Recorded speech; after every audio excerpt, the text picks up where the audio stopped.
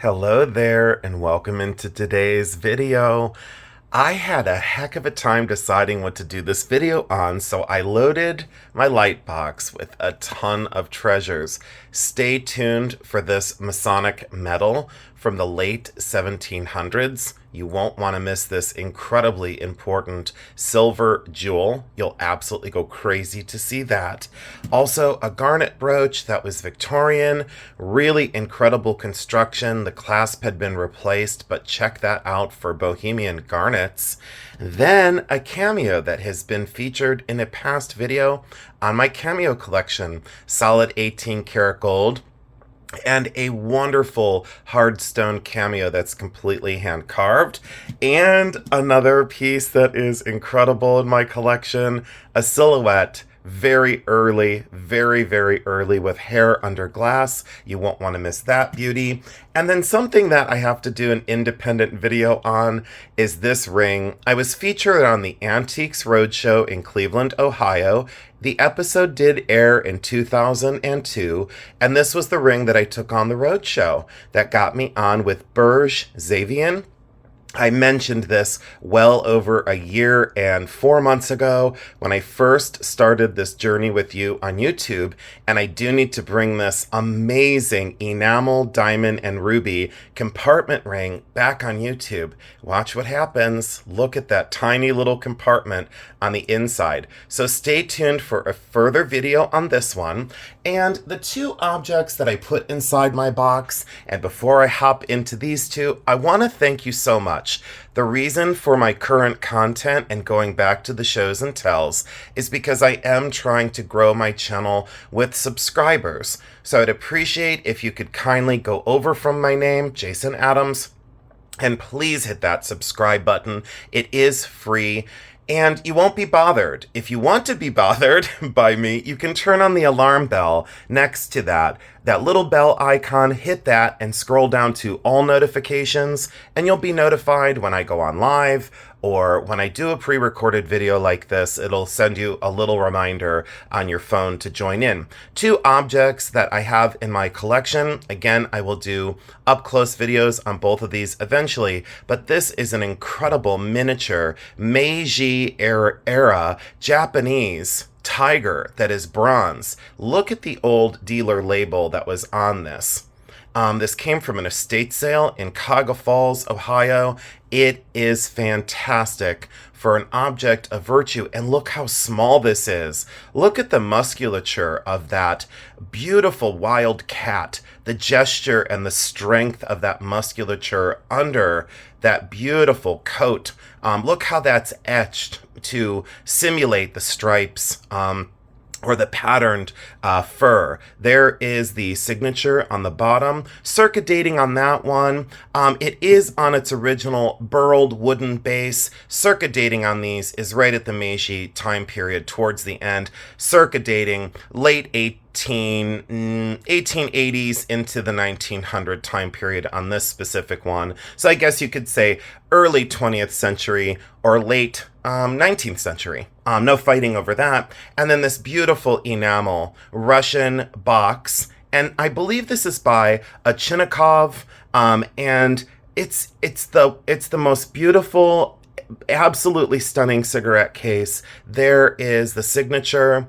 I tracked down the information in one of my books at home because I don't use Google Lens and I don't look up things online. I use my library at home to research these pieces. So definitely Russian construction. But the most beautiful part of this is that polychrome glass enamel in such amazing condition. So why I show you these pieces is I picked this up for $150 because of its attribution to maker and the condition. It's worth between $4,000 and $5,000 retail. If you were to resell this on the open market, you could expect to get maybe $2,000 to $3,000. So I stay very realistic in my values. That's what I've prided myself on, which has kept me in the business. Let me move the tiger out.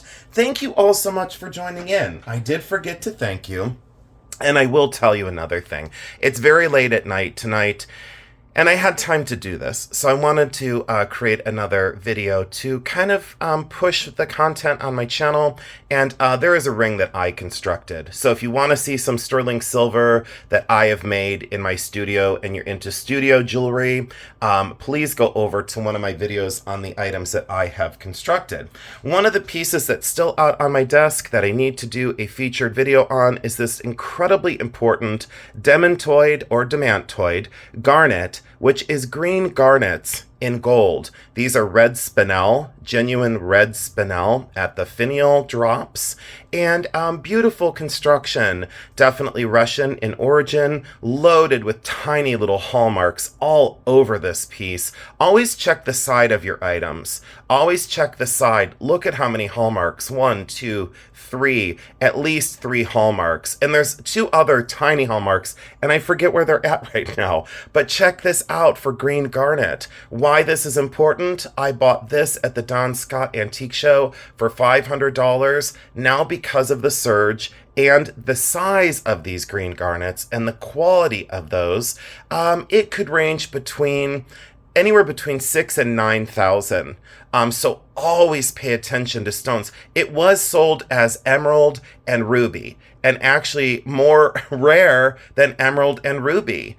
So please always check out your stones, but that is a winner. That needs to come to a video all its own. And that's where I want to head. That's where I want to go with this journey.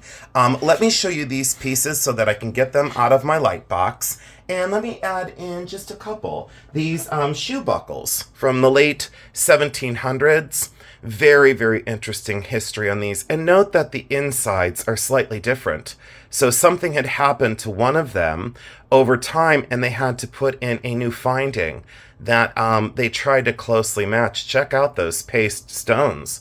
Those black dot paste. Look at the little black dots down in there. Very rare survivor nowadays. And check out the foil. Why those stones lean a little yellow? Because there's silver foil underneath every stone, and it has oxidized over time, so it has shifted the color. Those are just incredible, and I feel such an energy on these pieces. I feel such a rich history on these pieces, and I guess I wanted my manicure to match the video, so it looks like it's 100 years old. My hands are really beat up, so please excuse the nail polish.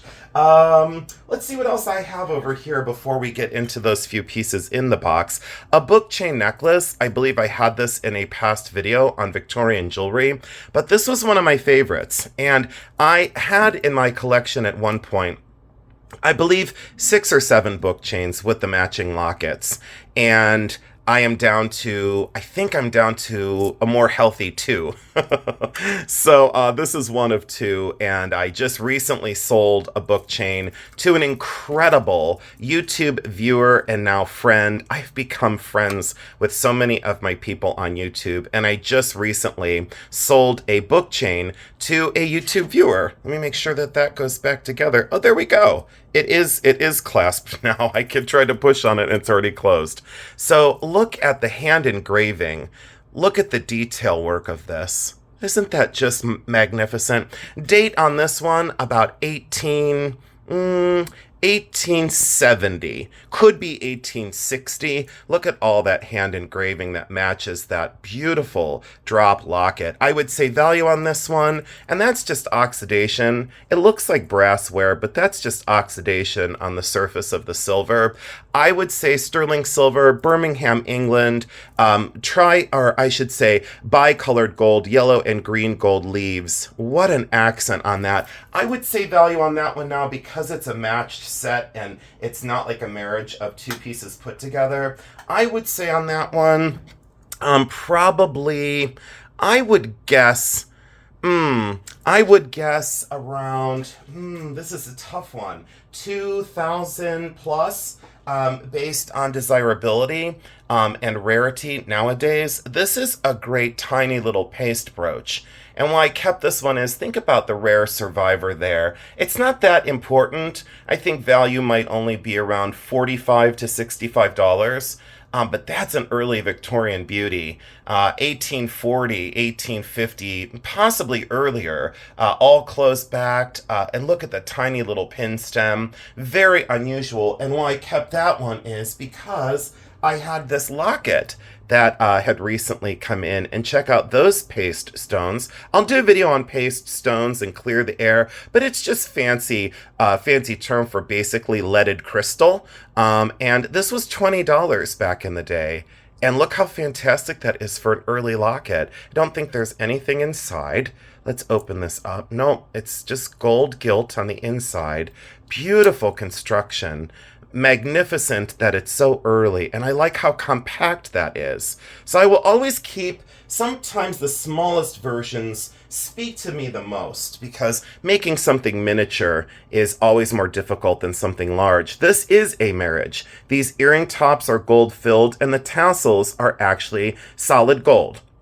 So this was a marriage over time, that those tassels were put onto these gold-filled earring wires. Victorian, 1870s. I would say the value on these still as a beautiful marriage because of the weight of gold. These are very heavy tassels.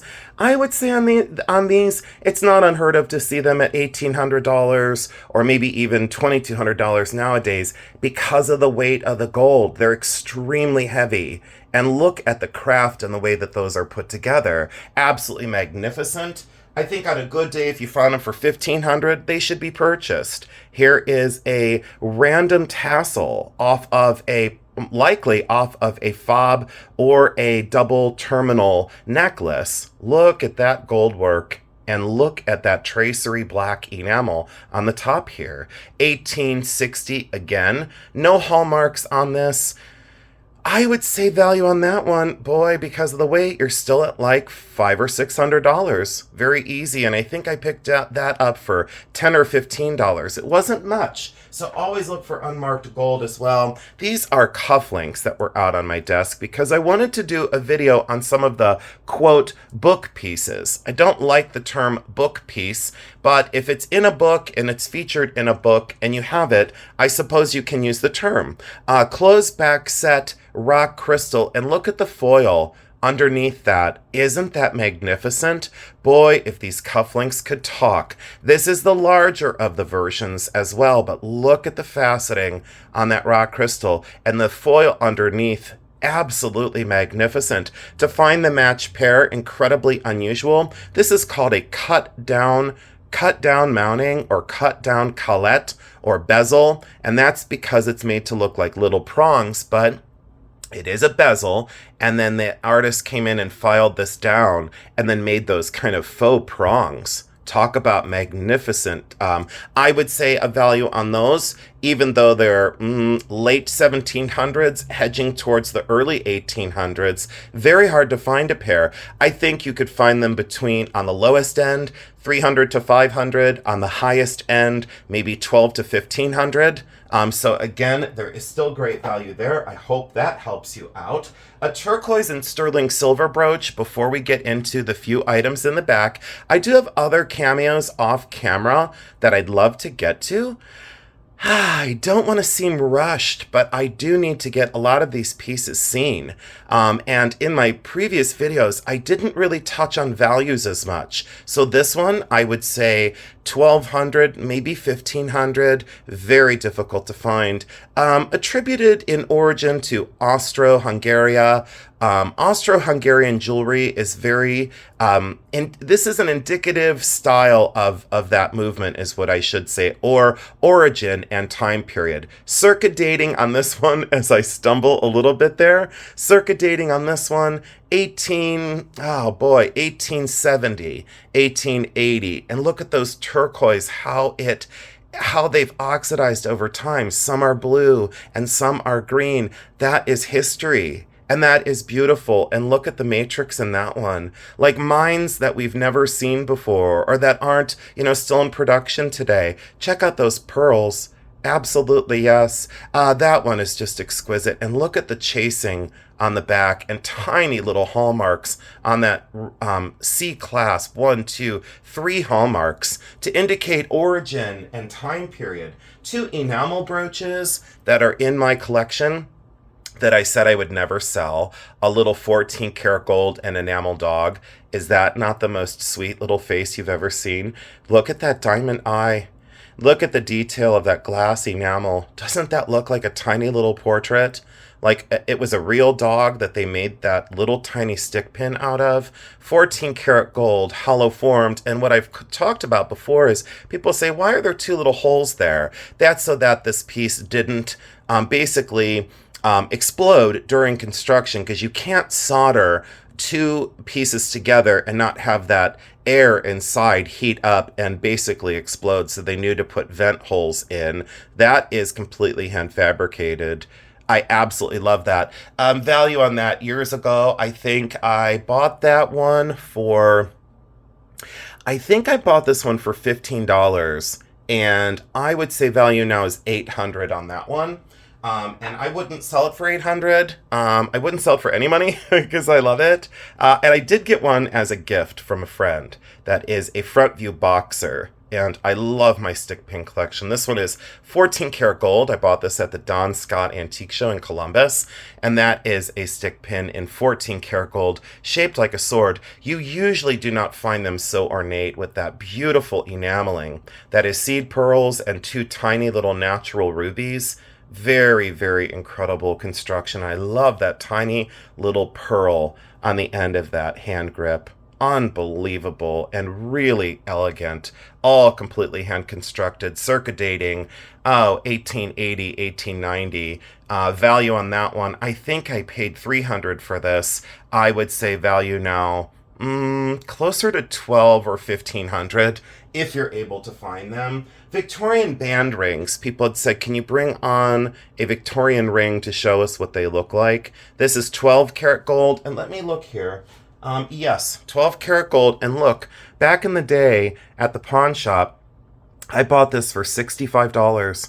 $65 at the pawn shop because it was 12 karat gold. That is Victorian, circa dating 1875 to 1885, and absolutely beautiful. Usually in this area, they would engrave the initials of the person. On the inside, sometimes there are tiny little hallmarks. I don't think there are any on this. And look at the oxidation of that solder seam. If they saw this at the thrift store, they'd probably sell it for brass. So pay attention at yard sales and thrifts. That is totally acceptable to have that kind of oxidation. And I've talked about the solder seams before. So if you're unfamiliar with my videos or how to identify unmarked gold, please go over to my library of videos. And another thing is, I want to tell you, the good news for you is I'm open 24 hours a day, 7 days a week. So if you have a rough day someday, or you're feeling lonely, or you're feeling down, and you want a little bit of friendly company, or you want a little sarcasm, or you want like some bad dad jokes, please go over to my other videos and check out my library. I've worked very hard over the last year and 4 or 5 months, and I just want to thank all of you for your constant support. I can't believe I'm going to be going on my 2-year anniversary on YouTube, and do you know how good it feels to have all of you with me? I am smiling if you can't tell, and I really truly mean everything I say to you. This is gold filled. And these are applique gold leaves. These are glass raspberries. I kept this based on its uniqueness, and I also kept this based on the fact that sometimes in jewelry, I love seeing a material transcend, like glass that becomes berries, or something that becomes, gold that becomes leaves, that comes alive.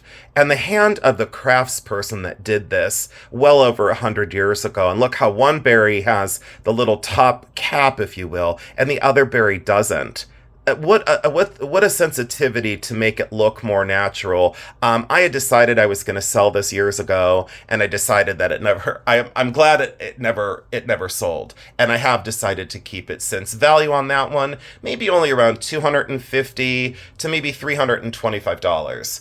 So not a tremendous amount of value, but I think I bought that one for, I think it was $20 is my recollection. I have a very large holding of early coral beads.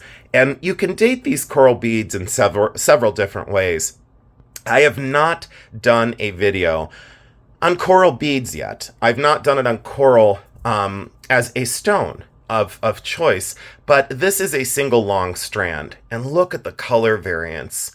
And see how these are all hand constructed? Look at the variable and the difference in these beads.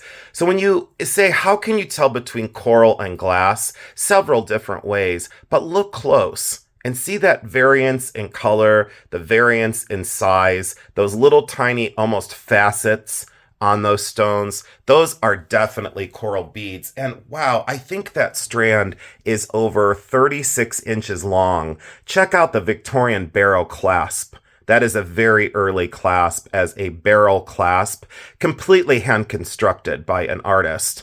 So wonderful construction on that comes apart and then snaps together. You can tell that these were not worn very much. I would say value on these now. Years ago, they were probably $200 to $300, and now these are more in the line of $400 to $500, maybe even more. Coral has become very sought after. And there's another strand right here that was in another container, and check those out. Extremely early. I bought those for $5. I would say on those, it's going to be a similar price. I am so glad that I'm doing this video, and thanks again. I just, I always want you to know how grateful I am. A lot of times these are clothing buttons, and right there would be an indicator that this had started life as a clothing button.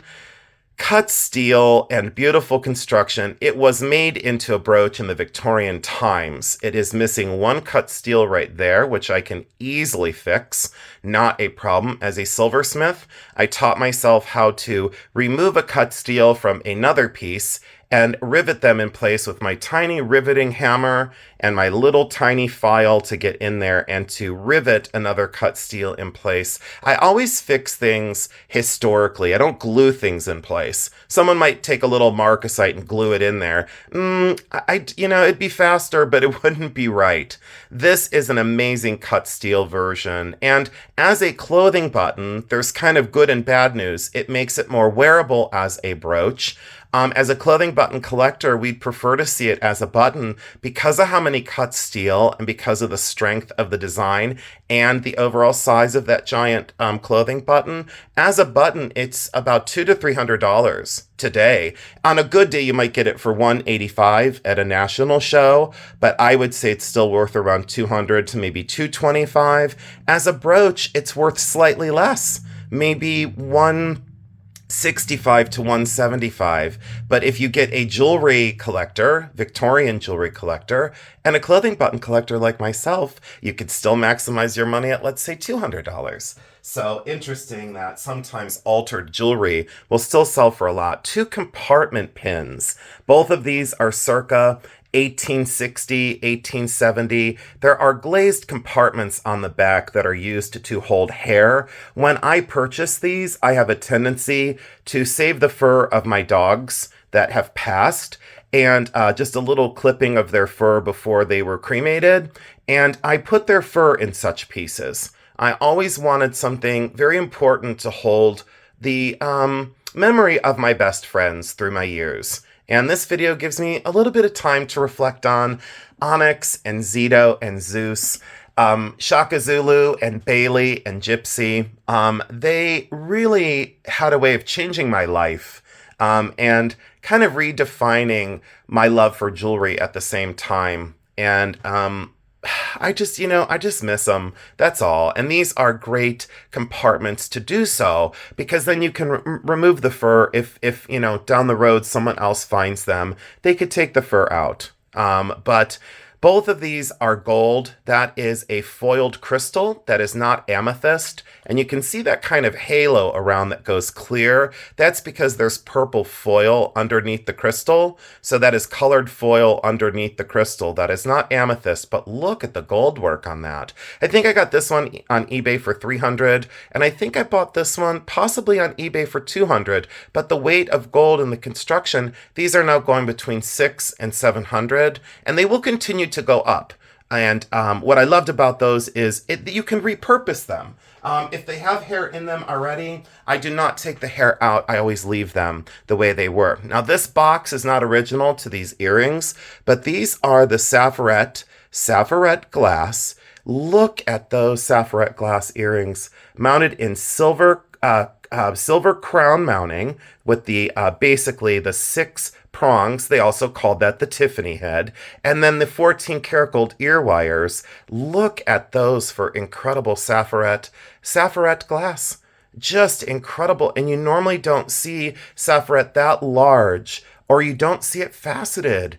And that is just glass, but boy, oh boy, is it collectible these days. I would say on those earrings, you're probably in the vicinity of 600 to 800. It may even be more now. Years ago, maybe 100 to 200. So that has elevated very quickly in value and will continue to do so. These used to house very long Victorian earrings, and just on this little hump top jewelry box, I would say on that box by itself, that's still $150 to $175. And you can see where the long earrings rubbed on the top of this. But those looked so beautiful in there. And I just stuck them down there in there, and I thought that'll keep them safe for right now.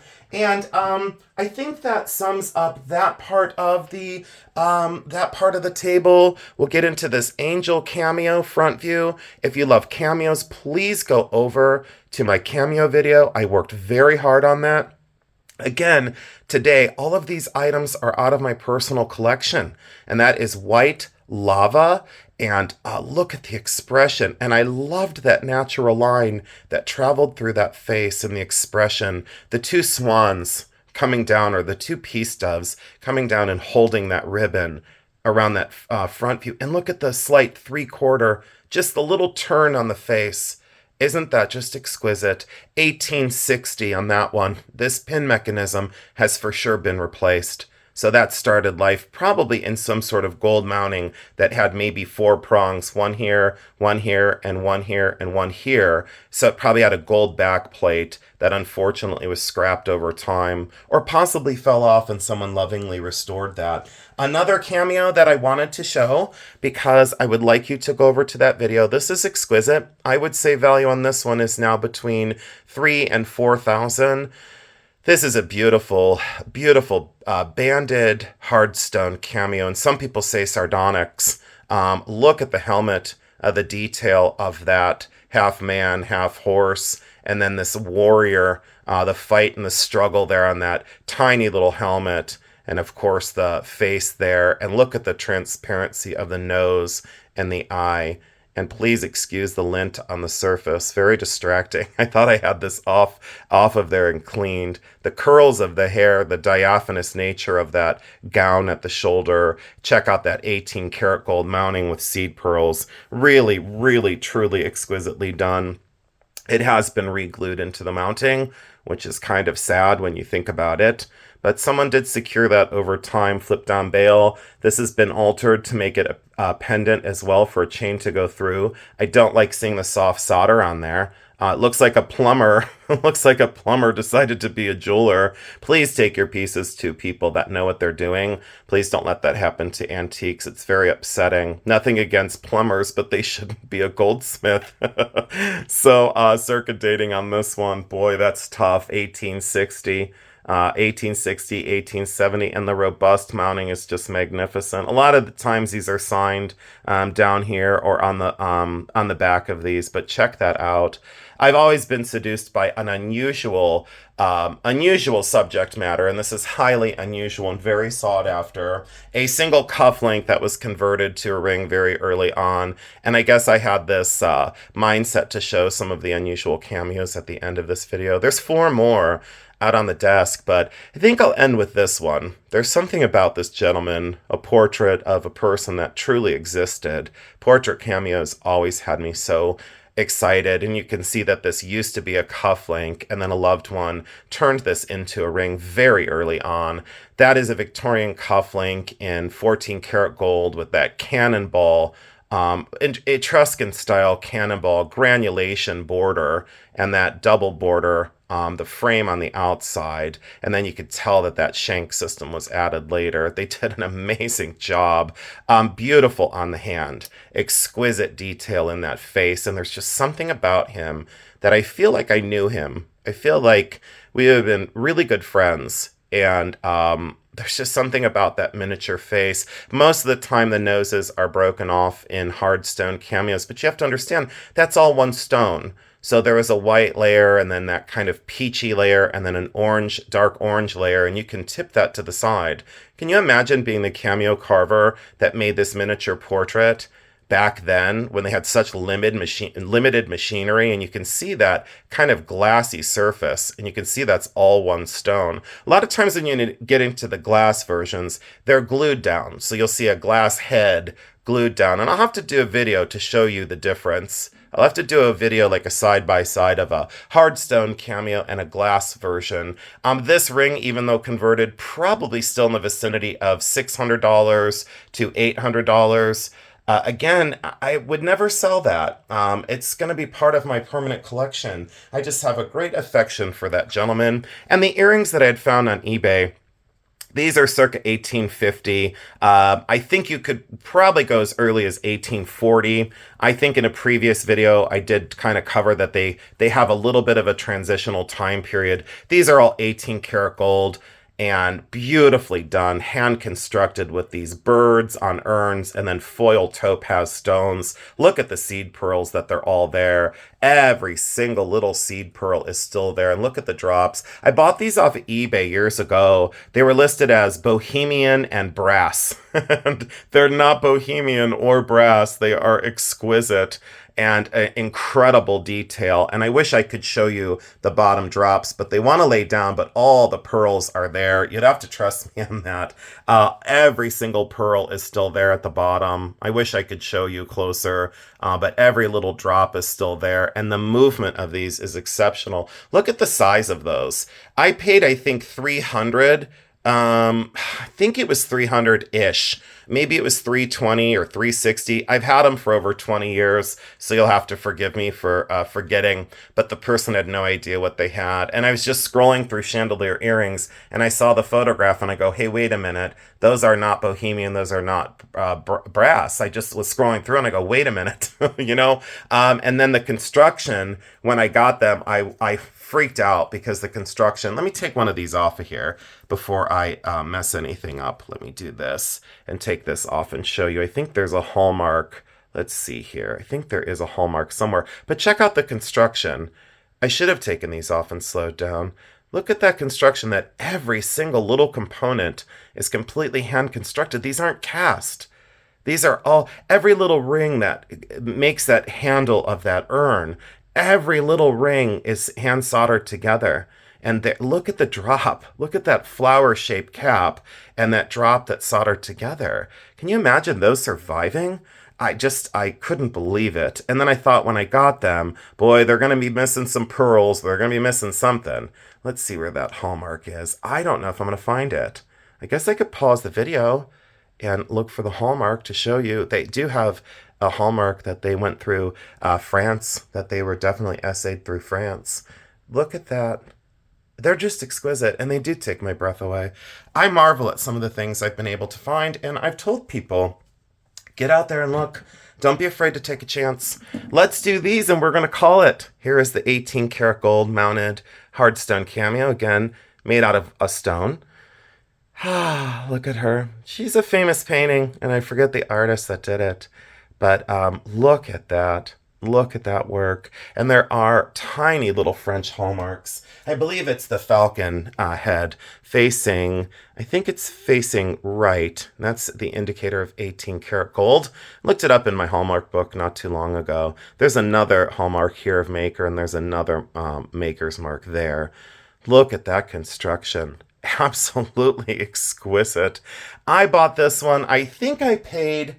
Here's where I lose track. I think I paid $1,500 or $1,800, and nowadays, absolutely not unheard of to see $2,000, $3,000, maybe even heading into $4,000 because of the weight of that gold mounting. I mean, it is severely substantial. And look at the way they riveted this together. So please, always look for tiny little hallmarks. I always point those out for people. So when you're at the thrift or at a yard sale, please look for little hallmarks. This was in a previous video, so I kind of didn't want to focus on this one. This is a specimen brooch. It is Victorian original. We see the crushed opal in oil in the 1930s, 1940s with those floating opal pendants, the glass ball with the crushed up opal inside. This is the grandfather of that version, and these are opal pieces in oil in a glass tube, and then gold fittings, actually real gold, that was rolled down, engraved, and then set inside this tube as all the crushed opals as the specimen. I love this brooch. I bought it for, I think, 20 or 30. Again, I lost track. I just, as soon as I saw it, I snatched it up off a table and said, it is mine. It's going home with me. I think retail on that one, because it's unusual, likely just over $1,000. To a opal collector and a Victorian jewelry collector, huge money, because when you get into cross collectibles like gemstones and then Victorian, you get into bigger money. This one is the Victorian garnet brooch. Again, that pin stem had been replaced and resoldered over time, and you could see that. An early pin and tube hinge over here on this side, that had definitely been resoldered. You could see the lead solder there, but a Victorian original, and check out those garnets. Absolutely beautiful, table cut, and look how close together they are. Every single stone is prong set. It's just an exquisite version. I think I'm down to, oh gosh, I think I'm down to 7 garnet brooches, but it is my birthstone, so please forgive me for being greedy. This is a painting on ivory, late 1700, or I could say mid 1700 on this one. Some of these were even 1730, but I'm going to say 1750s-ish. Look at the outfit and look at the detail of that painting on that really fine gentleman who had an extreme amount of money. Boy, don't you wish you knew who that was. Little gold hallmarks that have been worn down. Absolutely fantastic. And then that hair work. That is sepia painted as well right there. Sepia painting on that bow knot. I love this, and the oxidation is fantastic. Value on that one, I tried to sell this a few years ago for $800 and it didn't sell. I was glad it didn't, because now I'd want closer to like $1,200 or $1,500. And then the center. I don't get into Masonic pieces very frequently, and let me show you a close-up on this one. The top has broken off over time, so that could be fixed. I'm just glad that no one drilled a hole through there to make it, quote, more wearable. Here is the leather pouch that it was found in. Now, there is a long story about how this came to me. I'm not going to get into how this came to me because it was a very odd occurrence. It was at an estate sale I was working. A person had bought it. I'll leave it this way. I was working the estate sale. It wasn't mine. I was working for another company. A collector bought it at the sale. And then after that person had passed, the family had called me and said, your business card was in with his items, and we would like you to take a look at some of the pieces that he had bought if you wanted to buy anything. Well, I thought I'd never see this again, and that's how this happened. So he did buy it at the sale in Cleveland. And then I was lucky enough to get the phone call. I think that was about 3 years ago now. And now I own it. And I do want to find the right home for this. So let's go in. There's Benjamin's name.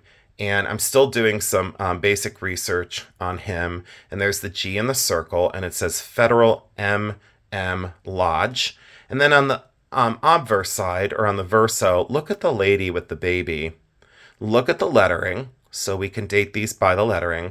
There's the gavel. There's the jointed rings. And just amazing work. Just amazing work on this with all that hand chasing across the surface. Let's go in on her as well. Hand engraved. So this is 18th century. This is from the 1700s, probably closer to the later 1700s. Very unusual size. You customarily don't see them this large. And it's considered a Masonic jewel. I consider it a medallion. And I would say on this one, because, let me do this. A similar one had a pre-auction estimate very recently for $800 to $1,200. And it actually sold for $4,900. But there was also what we call in the trade the juice. And the juice, in quotes, is the buyer's premium, which was 15% on top of 4,900. So that put it to be about 735 in buyer's premium, bringing the total to a staggering $5,635. So please be aware of such pieces because they're not signed and people don't know exactly what they are when they wind up at a flea market, an estate sale, or in a jewelry jar. So I hope that helped you out. It was wonderful to go back and restudy some of the pieces out of my personal collection. I hope I helped you a little bit on values today. You have always helped me, and I want to just give you the most sincere thank you for watching my videos, sharing me out with a few of your friends, and trusting me. It is a remarkable feeling to have gone through the journey that I've been through as an artist, a jewelry historian, an eBay reseller, a photographer, doing estate sales, being an auction advisor for several different companies, and just living and breathing this thing we call the antique world. I so appreciate your time. Please leave down in the comments what your favorite piece was and also future videos that you would like to see, because I'm always ready to help you out with clarifying information and also providing fancy shows and tells out of my collection.